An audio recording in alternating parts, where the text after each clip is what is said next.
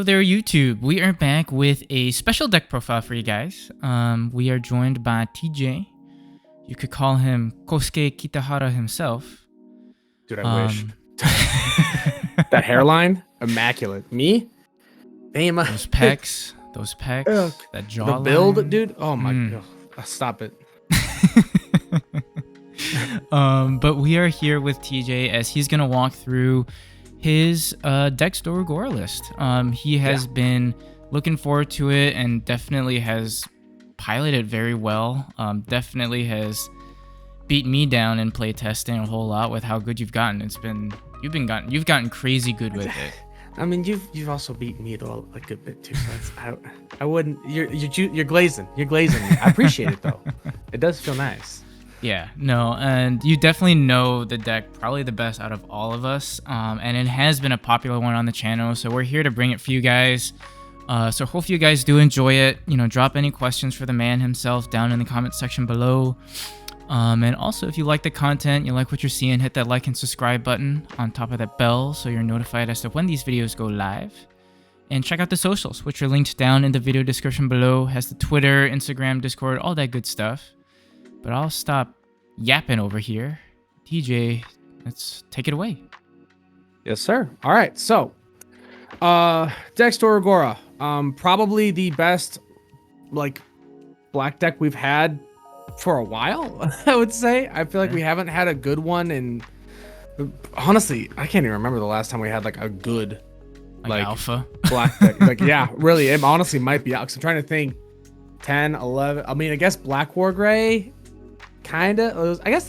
Deep Brigade also was sort of. Deep Brigade, that's true. BT-14 Deep Brigade was pretty decent, and then it instantly died the second 15 came out. But hey, it had a good show in 14. Anyways, but yeah, the deck is super fun. It's very, very when you're playing black base. I think even with purple base too, the deck has a lot of control tools to it. Has some of the best tamer control in the game right now. And it's just fun.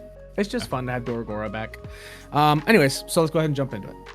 For the eggs, I run 4 BT-17 Dorugoramon. Not too much to say here. This is just one of the best black eggs in the game. Tuck a source under, you draw a card. Easy peasy, once per turn. For rookies, we'll go ahead and start off with the one thing that isn't a Doru, and that's two of the BT-17 Agumon, the black one, because there's 3 different Agumon in BT-17. Right. This one has SOC and traits, which is very important for a lot of different effects. It has all turns once per turn. When one of your Kosuke Kisakata is played, you gain a memory and you draw a card. So this works really well in tangent with some of your later effects, but basically just makes your Kosuke's cheaper, helps you with deck consistency, and has an inheritable, which is just reboot. There's no requirement. It's just there reboot. Have been many a times where you have choked me in terms of memory by playing out a Kosuke end of turn and having that little guy on field to just give me less memory to work with. Yeah, he's very helpful. But he's a 2 of, you don't need that much of him. He's not a key piece to the deck. He's just a nice sort of option to spit out from trash, depending on with your Doru Gray inheritable and stuff like that. But we'll get there. Next up, moving on to the Dorus. I run. We'll start with some of the older ones first. I run 3 copies of BT-9 Dorugoramon. This one, there's no inheritable, and so probably the weirdest thing I do with my build is I don't run any BT-7 Doru. And I know that might be kind of controversial, maybe, but my reasoning is that he feels like bait. So many times I want to have a tamer in sources before I'm actually in my level 4, so I can get my Daruga's effect to go ahead and force something to swing, to punish them. There's plenty of times where I could wait and do it with the Doru, and the extra memory is definitely good. I'm not saying it's a bad card to run by any means. I just feel like most of the time I end up just get stuck. If I ever it's hard play him, it just hurts me. It just feels rough. And BT-9 Doru just feels better in the sense that I get to trash a card with extending body and traits and then draw 2. Even if I don't have an inheritable, it helps me set up my trash for my dex plays and stuff, which is very important. And I mean, he's just a good consistency piece. So I've been loving him. But he's a 3 of. Next up, we have our last sort of card that's not from BT-17 for the rookies. BT-16 Dorugoramon. This is your main rookie. He is an SR. We've talked about him before in my old Dorugora profile, so I won't go too much into him, but basically start a main, tuck a Kosuke, you're protected from everything except for deletion effects. Now, of course, that still means you're still susceptible to DP reduction, de-digivolve, stuff like that. Actually, I should rephrase it. You basically can only leave play by means of deletion, rather. But he's just very, very good for your like defensive strategies and keeping you safe from a lot of the top decks in the format right now, like Ancient Garuru. And on top of that too, all turns inheritable just gives you +1 KDP. Can't go wrong with that. It's pretty good. But yeah, so he's a 4 of. He's your main staple rookie. And then to round out our rookie lineup here, I run 2 copies of BT-17 Dorumon. This Doru, honestly, I have gone back and forth on because it feels like his one attacking effect, which is by placing one Kosuke, or sorry, if Kosuke Kisakata is in your Digivolution cards and your opponent has a level 6 or higher Digimon in play, you may Digivolve into a Dorugoramon for Digivolution cost of 4, ignoring its Digivolution requirements. So it's a good warp rookie, you know, much like the Structure Deck Imp, a lot like the old like Structure Deck Geel and Vmons, you know, stuff like that. However, there's so many times where your stack is so reliant on your inheritables, it doesn't really come up. I've had it maybe come up once so far. But if anything, he's just another nice target for a reboot inheritable. Because reboot, to me, is so important in this deck. Being able to keep yourself unsuspended so that you can block and redirect attacks to trigger different effects and stall your opponent is huge when playing defensively. So that's what I like to do. And I definitely like to play more defensively and controlly, so that's why I play, you know, these ratios so far in terms of having the 4 reboot inheritables on my rookies. But yeah, that's the rookie lineup. Nice. Moving on to our level 4s. I'll just go over the Darugamons and then the DexDorugas. Sure. So starting off, I run 1 copy of BT-13 Darugamon. Honestly, he's just a cheap level 4. You know, he's a 4-drop, has a terrible, if you have Anybody trait, you gain +1 KDP all turns. It's just another nice Darugamon to Evo over. The issue with the older BT-7 Daruga is that he's a play cost of 6. So you can't actually play him off of your Dorugray inheritable. And we only have so many Daruga we have access to, right? So this is like the second best one as opposed to our other main boy. Probably one of the most important cards in the deck. Honestly, it feels like such a linchpin of my strategy so many times. Is BT-16 Darugamon. So he has collision. Digivolves for 3 normally, but Digivolves for 2 over a Dorumon or an SOC trait rookie for cost of 2. And then has on play when Digivolving. By trashing 1 card in your hand, you draw 1. So it's optional. You don't have to do it. Something to keep in mind because this deck you'll get to a point where you will maybe start decking yourself out. That guy's so something optional, just to remember. Huh? Yes, he is. That's something that I have. You know, I've started to take advantage of a little bit with playtesting. Yeah, that's why I deck all the time. And then if he has a Tamer in his sources, one of your opponent's Digimon gains. Start of your main phase, this Digimon attacks. So, or start of main phase, this Digimon attacks. So it's a really good way of baiting your opponent into swinging into you and being able to activate your BT-17 or BT-16 Dorugray's effect, which we'll get to. I know I keep talking about it. It's probably one of the other like most important cards in the deck. But it's very good for punishing lots of different strategies. It can help you get around Tyrant boards. It helps you just punish things that maybe have effect protection but not battle protection, and so people are very careful about swinging with, like, you know, if they leave like a level 5 on board or a level 4 that they're planning to evo up into, you can punish that. It's very good. It's a very good card. But yeah, that's our Darugas. Then all turns inheritable gives +1k as well. You'll notice that a lot in the rookies and level 4s. There's a lot of +1k inheritable all turns, which helps you keep your stack alive. Moving on to the DexDoruga side of our level 4s, I run 2 copies of BT-17 DexDoruga and 2 copies of BT-9 DexDoruga. We'll go over the older DexDoruga first, where, you know, it's pretty standard. One Digivolving, trash a card with Dex, Death X, or X Anybody and traits, gain a memory. That's regardless. And then if you have a Darugamon of sources, you gain blocker and retail until the end of your opponent's turn. Just really good for helping you go up your line a lot quicker. Blocker and retaliation is huge. It can definitely scare a lot of people of being like, well, I guess I can't swing this turn because I don't want to lose my Digimon. And you know, it's just a good card. And then the new BT-17 DexDorugo. So these are, you know, in line with the BT-17 Doru and some of the new just BT-17 Dex cards. So the cool thing about all these cards is they all have trash effects, and we'll go over the other ones. Well, I guess we'll save time going over the other ones later because of this. But basically, they have trash all turns when one of your basically their non-Dex counterparts, so Daruga, Dorugray, or Dorugora, would be deleted. You can digivolve into that card in the trash, or into one of your Dex cards in the trash, to clarify, to prevent that deletion, right? So it's any type of deletion. So battle, DP reduction, whatever it is. So you can evo into these cards in the trash to give yourself a little bit of a DP boost, which could save you from DP reduction if they're just meeting your DP for the deletion. Or if you'd be deleted in battle when swinging through and like piercing for a check on accident, that I've done so many times because I'm a goober.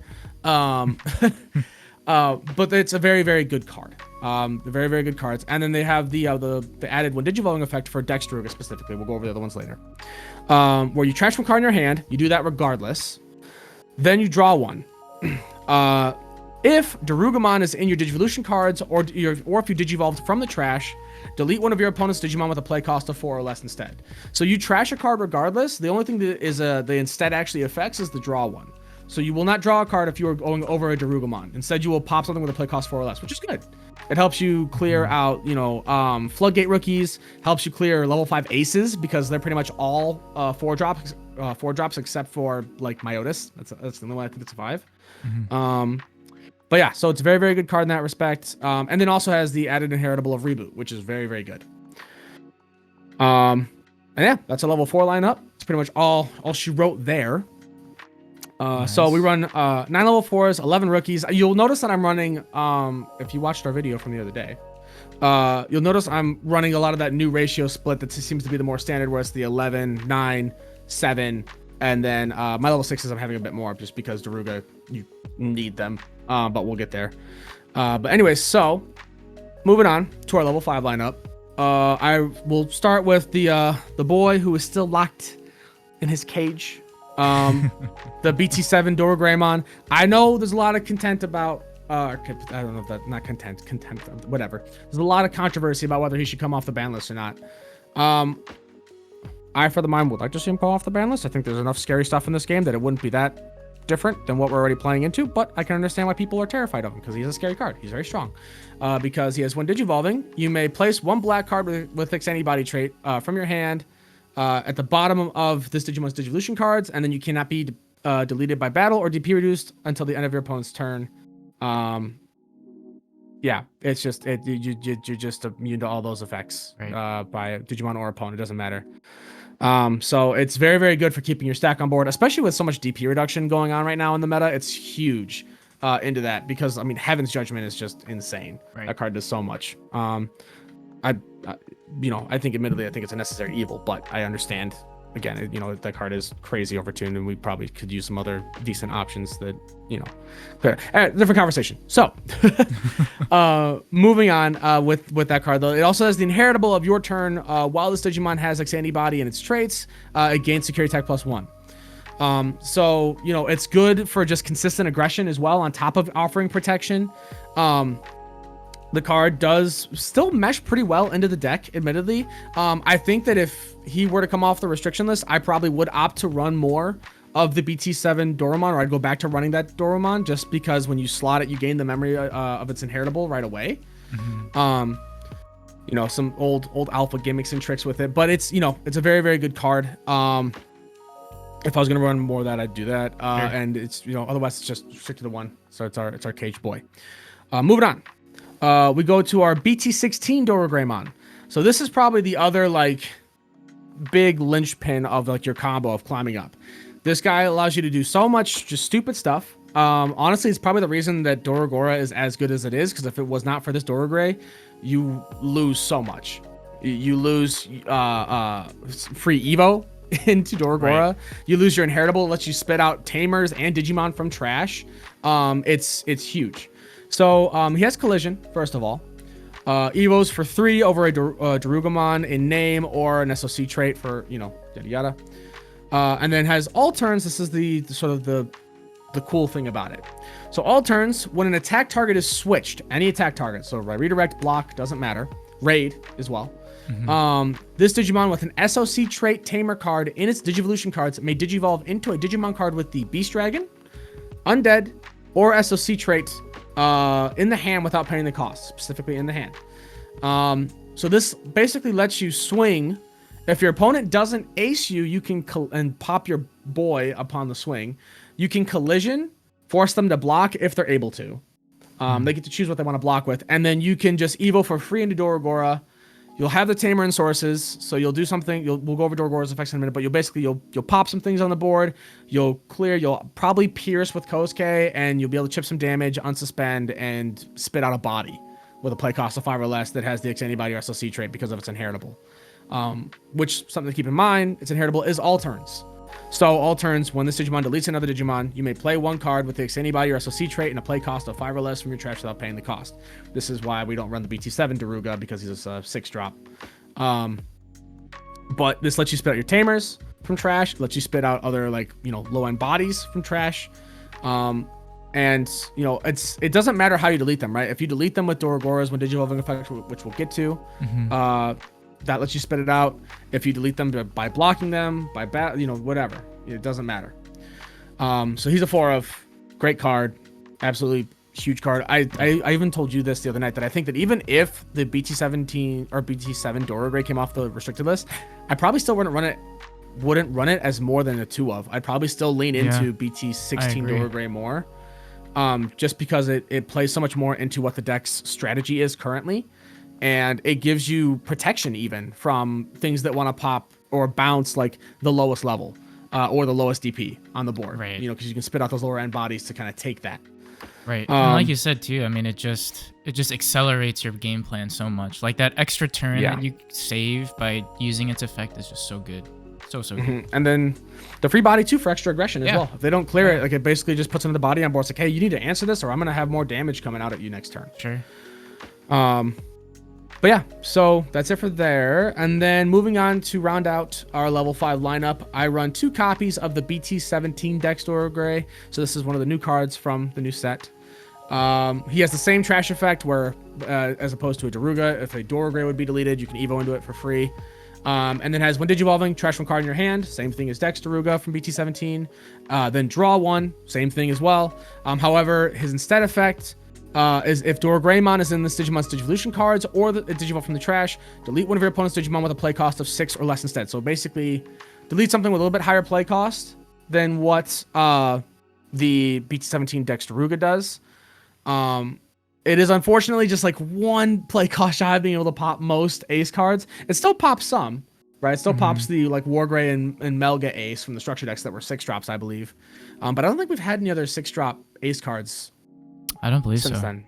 Not that I can think of, at least. If there are any out there, let us know. Comment below. Anyways, but yeah, so card's very good. It's just extra board control. Again, you know, you do the trash regardless. The draw one is only if you do not have a Dorogray and sources. And then he has this really cool inheritable, which actually does come up sometimes, which is end of attack. Once per turn, you may choose one of your Digimon. Delete one of your chosen Digimon and one of your opponent's Digimon with as high or lower a level as that Digimon. Mind you, you don't have to delete something like... You don't have to delete your Digimon to delete theirs. You just have to target yours, right? Right. So the cool thing you can do with this is when you're like... Let's say you're a Dorogora, right? You can swing with this, activate the... You know, do your damage, whatever. End of attack, activate the effect to go ahead and choose your Dorogora and then one of their things on board. And then you can go ahead and like protect yourself from deletion by evoing into a DexDorugora and trash and still clear their body. So, you know, these really cool combos you can set up to clear wide boards and deal with specific scenarios. It doesn't come up super often, but it can be big when it does. But yeah, that's it for there. 7 level 5s honestly feels pretty good. Nice. I couldn't be happier with it. Moving on to round out our Digimon lineup with our level 6s here. So we'll just hit these real quick. We run 4 copies of Dorugoramon. I say hit these really quick. I'm going to go over DexDorugora a bit more though, actually. But anyways, 4 copies of Dorugoramon and 3 copies of DexDorugoramon. So, Dorugoramon from BT-16. I went over him before on the previous deck profile, but to go over him again to reiterate, he has Collision, Evos for 3 over a Dorogramon in name or SOC trait. a level 5 SOC trait. Clarify. Blah, blah, blah. I should probably clarify that for the other ones as well, but whatever. It doesn't matter.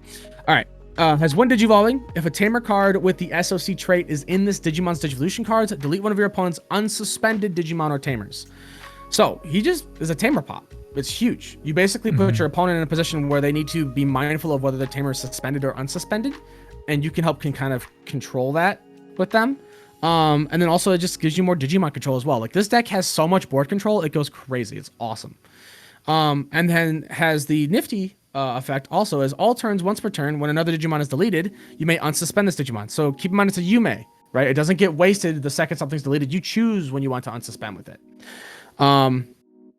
Now keep in mind you really need to be mindful of how your effects resolve with everything going on based on turn player priority and everything like that. This deck, it gets pretty crazy with it, but I'll go over that a little bit more after we finish going through the profile. But you know, just sort of a general kind of PSA for it, I guess. But very good card, excellent Dorugoramon. I love him. I want like some sort of alt art for him so bad. I was gonna so it's say not just the rare. Yeah. That's my only complaint is that the highest rarity for him is a pre-release version of him because he's a rare, and he deserves an alt. He deserves some sort of alt, be it from like an ulti cup or something like that. Just some art that I can waste money on to make my deck look prettier with him. But anyways, moving on to our other key piece, our new piece from BT-17. And this whole dex line is what the deck was missing in BT-16. This is what brings it all together, and this boy specifically is what brings it all like to its climax, its peak.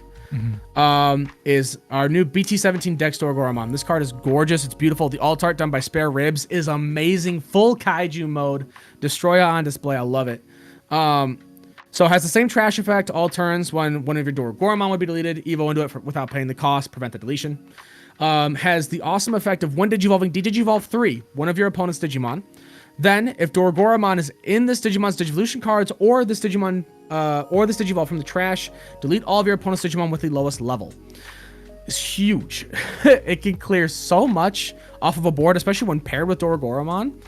And the Digivolve 3, something to keep in mind, something that I didn't realize until I was really dabbling with Digivolve stuff because I'm a silly Billy, is that when it says Digivolve and the number, right? Not like Digivolve once 3 times, but it says Digivolve 3 in this instance. You can choose how much you want to Digivolve them by, right? So you don't have to do the full 3.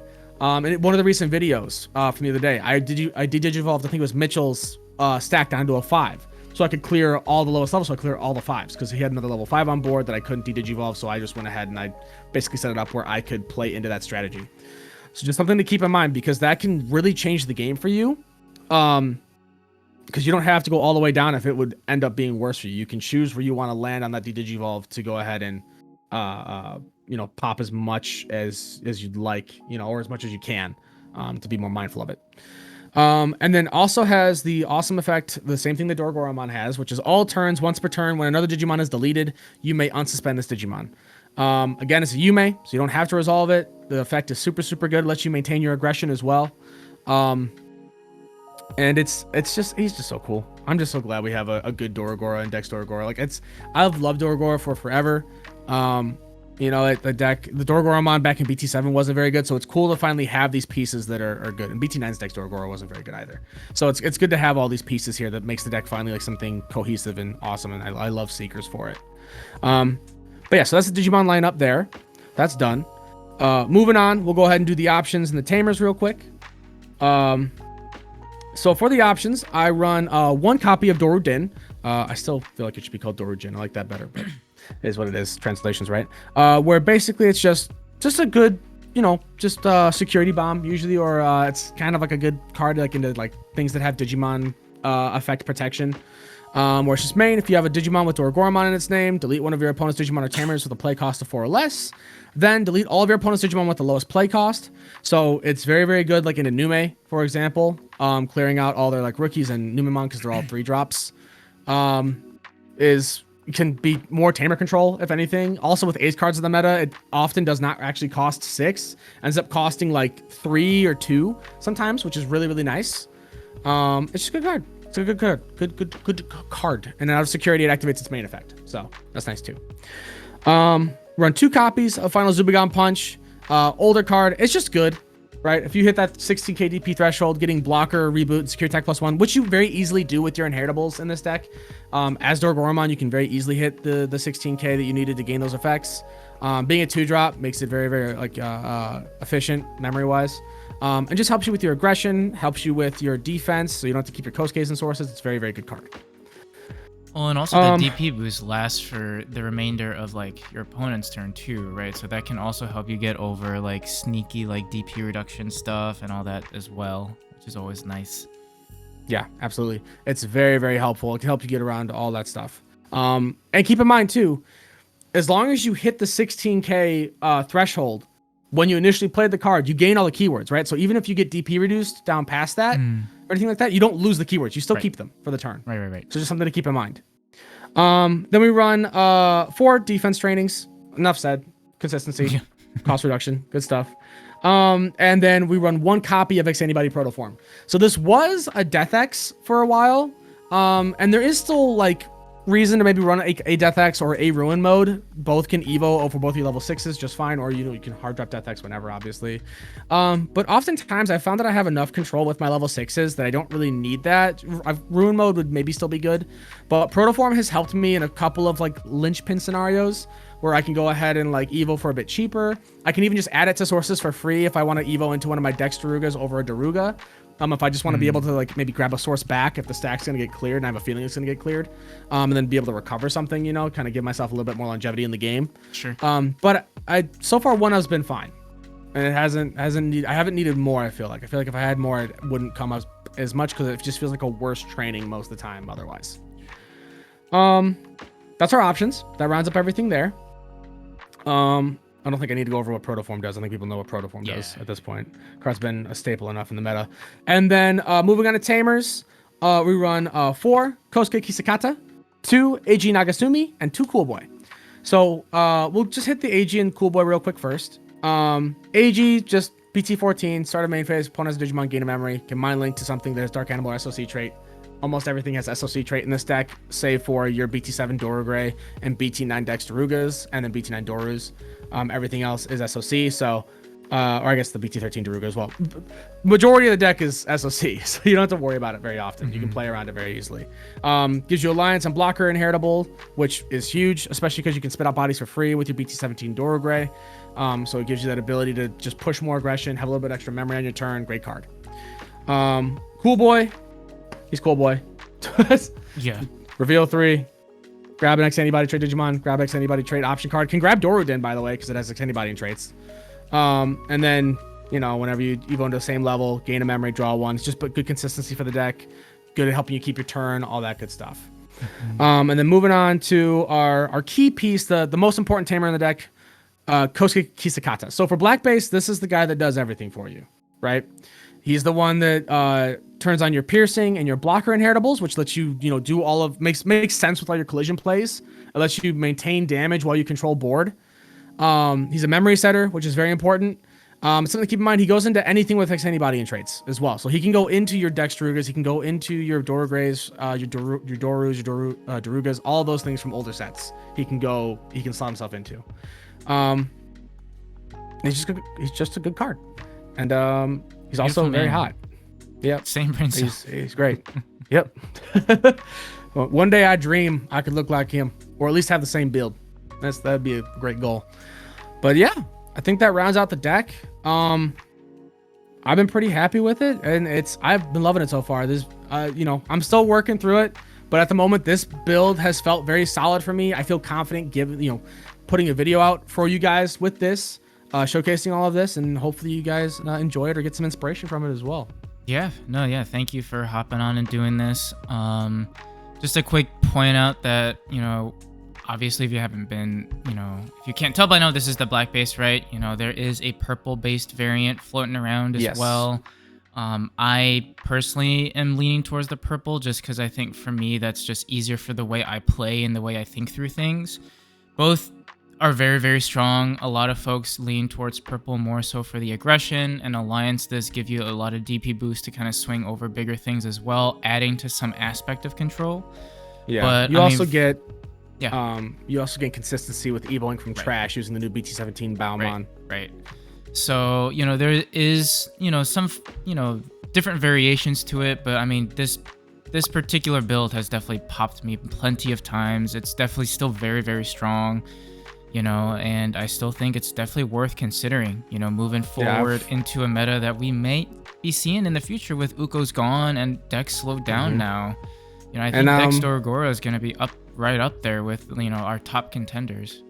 Yeah, and you know, something to be said too, like I've been topping with this deck as well, right? You have. And the whole, and to kind of clarify a bit more on the purple versus black base, it's really just about your playstyle. Like what Ben said, he has a different playstyle than I do, and so that fits him better. In case you're wondering what purple base tends to look like, usually it's a lot of the same stuff, but you just swap in some more of like the purple consistency cards, like calling, like their training I can as pop well. up my deck list just briefly here. Yeah, so throw it up. You can get an idea. You'll see that basically you run like Lugamons instead of Dorumons. You still run the same 4s, 5s, and 6s for the most part. Yeah. You focus more on AG. There's no Kosuke, but that's the general gist. It honestly analog feels. It's very easy to swap between. Yes, it honestly feels very similar to like a Fenrir Luga core. Just like you slot in like your DexDoruga pieces and your Dorgora like top end. I have analog use in there to set up my trash, you know, and kind of gain some memory here and there. But you basically use like the base that Fenrir uses, but then you build on that base with Dorgora pieces. Right. But yeah, so that's pretty much the only thing there. You know, the real difference is basically just control protection versus consistency aggression, I would say, would be the bigger like things versing the two. Not the black base is necessarily inconsistent, but you know, you get the point. There's just the different merits to both. A lot of it will just depend on your locals and your play style. Yeah, I think that's about does it for all. Pretty cool. It's cool how toolboxy the deck is in general, just using the level 4s through 6s and like the Dorgora line. There's so many different ways you can play it. Yeah. But yeah, no, I think, like I said, thank you for tuning in, giving us a pretty thorough breakdown on everything, and hopefully this helps you guys out in terms of, you know, if you are looking to make a DexDorugora list, you know, whether it is purple or black. You know, I think TJ has talked a lot about the fundamentals to this deck and how it likes to work, how it likes to run, and how he kind of views these cards. And like I said, you know, a lot of the top end is pretty similar for both sides, so I think hopefully this is a good starting point. But yeah, thank you all for tuning in. We appreciate all the support. As I said earlier, drop any questions for TJ down in the comment section below. And hopefully we catch you on that next video. Bye-bye.